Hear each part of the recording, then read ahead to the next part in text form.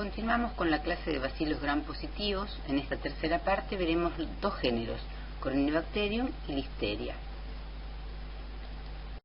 Del género Corynebacterium hablaremos de especies de importancia clínica, fundamentalmente de Corynebacterium diphtheriae.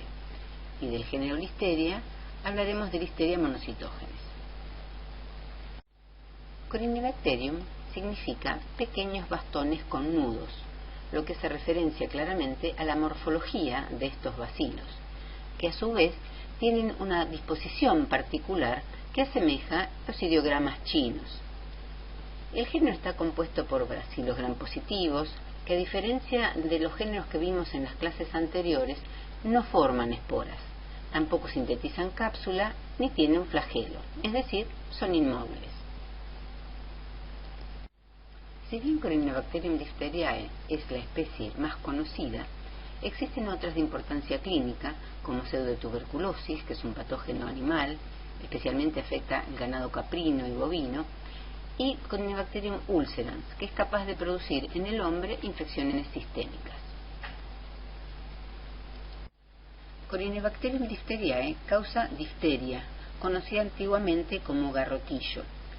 Esta es una enfermedad infecciosa, aguda, muy contagiosa, que compromete principalmente las vías aéreas superiores. El grupo etario más afectado son los niños no vacunados. El término garrotillo, para nombrar la enfermedad, tuvo su origen en el siglo XVII durante una de las epidemias que asoló a Europa. El término se utilizaba por la semejanza del cuadro de sofocación que producía la muerte de los pacientes, en su mayoría niños, con el cuadro de sofocación que sufrían los reos condenados al garrote vil. Se suponía que este método de ejecución, de origen español, producía la muerte instantánea por dislocación cervical.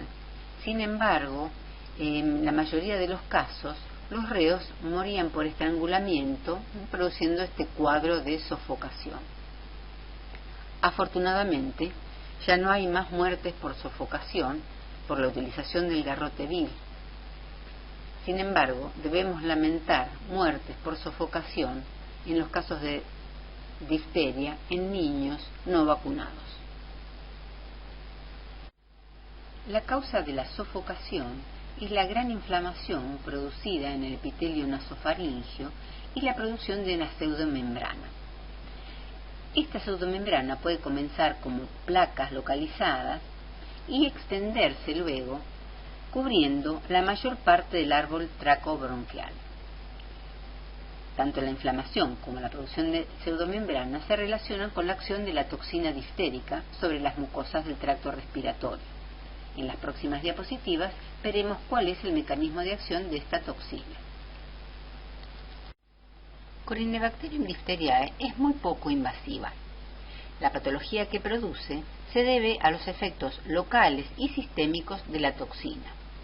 Como veremos en este diagrama, al ingresar al tracto respiratorio, la bacteria se adhiere a las células epiteliales, genera la toxina es incorporada dentro de la célula epitelial y produce la inhibición de la síntesis proteica. Este mecanismo lo vamos a ver en detalle en las próximas diapositivas. Al inhibir la síntesis proteica, la célula epitelial muere.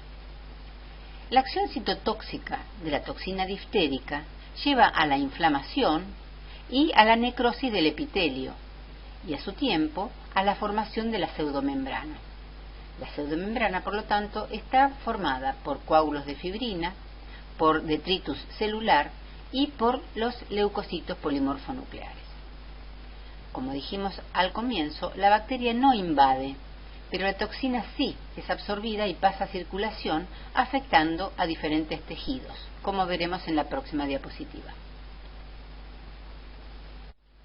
La toxina diftérica puede afectar distintos tejidos, pero tiene dos blancos importantes donde produce el mayor daño: el músculo cardíaco, el individuo puede sufrir de miocarditis, y a nivel del sistema nervioso periférico.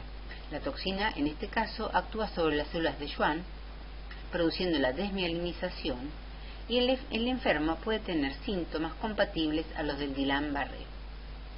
Déjenme recordarles, una vez más, que esta patología no va a ocurrir en el individuo vacunado, ya que al poseer anticuerpos circulantes neutraliza la acción de la toxina. Analizaremos ahora el mecanismo de acción de la toxina diftérica. Pero antes, recordemos que la toxina diftérica está codificada en el material genético de un fago, el fago beta. Es decir, que no todas las cepas de Corynebacterium diphtheriae producen la enfermedad. No todas las cepas de Corynebacterium diphtheriae producen la toxina, solo aquellas que están infectadas por el bacteriofago beta. Pasemos ahora al mecanismo de acción.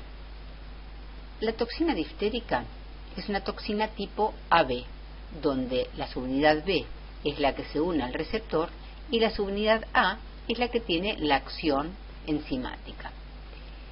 La toxina diftérica, liberada por la bacteria, encuentra el receptor en la superficie de la célula eucariota. Se une a través de la unidad B y todo este conjunto formado por la toxina diftérica más el receptor es endocitado y alcanza el interior de la célula, en este caso podría ser una célula epitelial. La acidez de esta vacuola endocítica hace que se escinda la subunidad A y ésta pase al citosol. Una vez en el citosol, la subunidad A, que es una enzima, es una ADP ribosilasa, hace posible que se incorpore al factor de elongación 2 una ADP ribosa. La incorporación de la ADP ribosa inhabilita la acción del factor de elongación, inhibiendo así la síntesis proteica de la célula y generando su muerte. La toxina diftérica es una de las toxinas bacterianas más estudiadas. Su mecanismo de acción, por ejemplo, es paradigma de las toxinas del tipo AB. Por otro lado, existen al menos dos usos de la toxina diftérica a nivel farmacológico. Uno, fundamental, el de la producción de la vacuna antidiftérica. En este caso, la toxina diftérica se trata con formol de forma tal de obtener el toxoide diftérico. El toxoide diftérico tiene la característica de conservar su inmunogenicidad, pero carecer de la toxicidad. Por lo tanto, nosotros podemos inocular a los individuos sin causarle la enfermedad. Déjenme recordarles, una vez más, que las patologías que hemos visto durante esta clase, comenzando por la sofocación y muerte producida por la pseudomembrana, la patología cardíaca, la patología neurológica, incluso la patología renal que se ve en algunos individuos con difteria, les decía, cualquiera de estas patologías, todas estas patologías, pueden prevenirse por acción de la vacuna. Lamentablemente, y a pesar de tener vacuna, se han producido a nivel global en los últimos años brotes de difteria, donde no solamente se han infectado los individuos, sino que se han producido muertes. En la mayoría de los casos, los individuos afectados eran individuos no vacunados o con vacunaciones incompletas. Más recientemente, la toxina diftérica se ha utilizado para la producción de drogas para el tratamiento oncológico.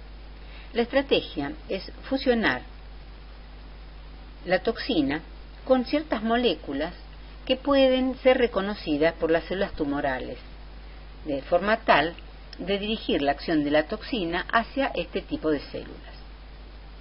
Una de las drogas que se comercializa actualmente es una que fusiona la toxina diftérica con la interleuquina 3, ya que existen ciertas leucemias en las cuales las células tumorales sobreexpresan el receptor para esta interleuquina.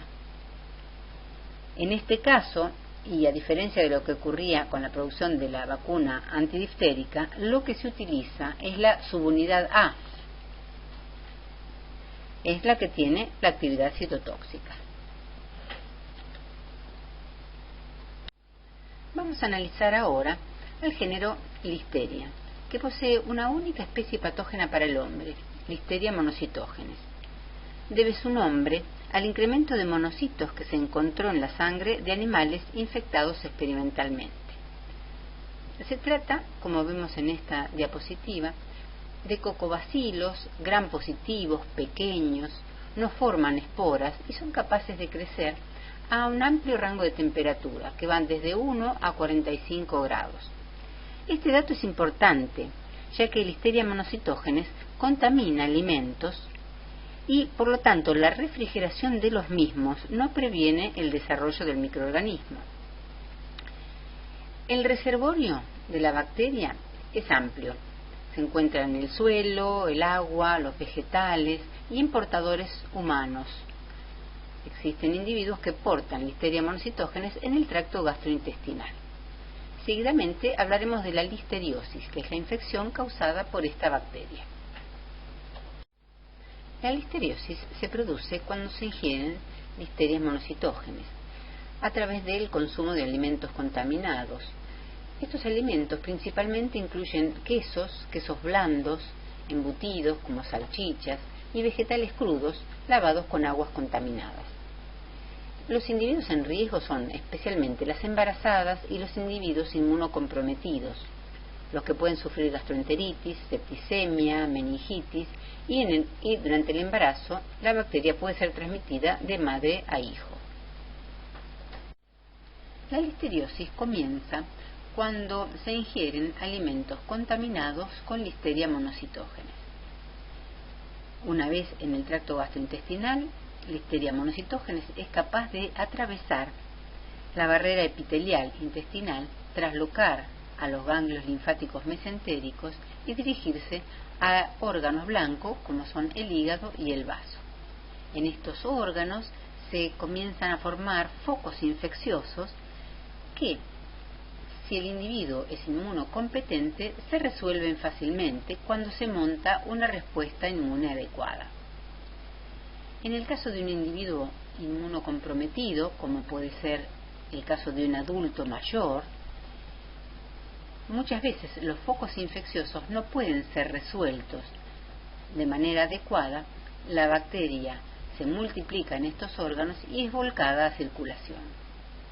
Eventualmente, Listeria monocytogenes alcanza el sistema nervioso central y puede atravesar la barrera hematoencefálica produciendo meningoencefalitis. En el caso de una embarazada, Listeria va a infectar el hígado y el vaso, pero también va a infectar placenta. La embarazada puede resolver las infecciones, esos focos infecciosos, en hígado y vaso, pero no va a poder resolver la infección de la placenta, dado el mecanismo de tolerancia inmunitaria de la placenta. Entonces, la bacteria encuentra acá un nicho donde prolifera y por un lado puede volver a ser volcada a circulación y producir una retroinfección nuevamente en la embarazada, y también va a poder atravesar la barrera placentaria, la placenta, e infectar al feto. De acuerdo al estado de gestación, al momento de la gestación, las consecuencias pueden ser diferentes. Puede producirse, en el caso de la infección del feto, puede producirse abortos o el nacimiento de un bebé muerto o el nacimiento de un niño con una infección sistémica. En las próximas diapositivas vamos a analizar cuáles son los factores de virulencia que le permiten a Listeria producir la listeriosis. La patogénesis de Listeria monocytogenes se basa fundamentalmente en su capacidad para atravesar barreras biológicas. Como vimos en la diapositiva anterior, durante la listeriosis, la bacteria es capaz de atravesar el epitelio intestinal, la barrera hematoencefálica y la placenta. Veamos ahora a nivel celular cómo ocurre este fenómeno. Listeria monocytogenes es capaz de adherirse y de inducir su propia internalización en células, ya sean células fagocíticas o no fagocíticas. En el caso de que la célula sea una célula fagocítica, la vesícula formada se denomina fagosoma. Si la internalización de Listeria ocurriera en una célula no fagocítica, como puede ser una célula epitelial, la vesícula formada se llama endosoma. Una vez dentro de la vesícula, ya sea endosoma o fagosoma, Listeria monocytogenes va a ser capaz de fugarse. Al fugarse, Listeria monocytogenes está evitando ser digerida por las enzimas lisosomales. Y una vez en el citoplasma, esta bacteria es capaz de reproducirse y de reacomodar los microfilamentos de actina de la célula del huésped para procurarse un método de propulsión que le permite hacer protrusión en células adyacentes.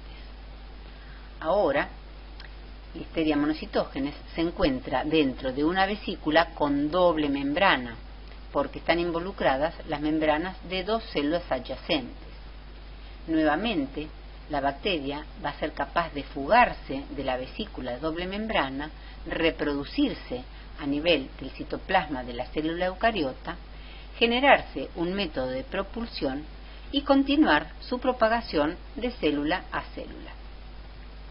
Por último, veamos cuáles son los factores de virulencia que le permiten a Listeria monocytogenes generar poder atravesar las barreras biológicas. Uno de los factores principales es la listeriolizina O. Esta es una hemolicina, es una toxina relacionada con la perfringolicina, que la hemos visto en clases anteriores, que es una toxina de Clostridium perfringens. La acción de esta listeriolizina O le permite a Listeria monocytogenes destruir la membrana de la vesícula donde está internalizada, tanto en vesículas de simple membrana como de doble membrana. Por último, la capacidad de reorganizar los microfilamentos de actina y procurarse un sistema propulsor es debido a la acción de la proteína ACT-A.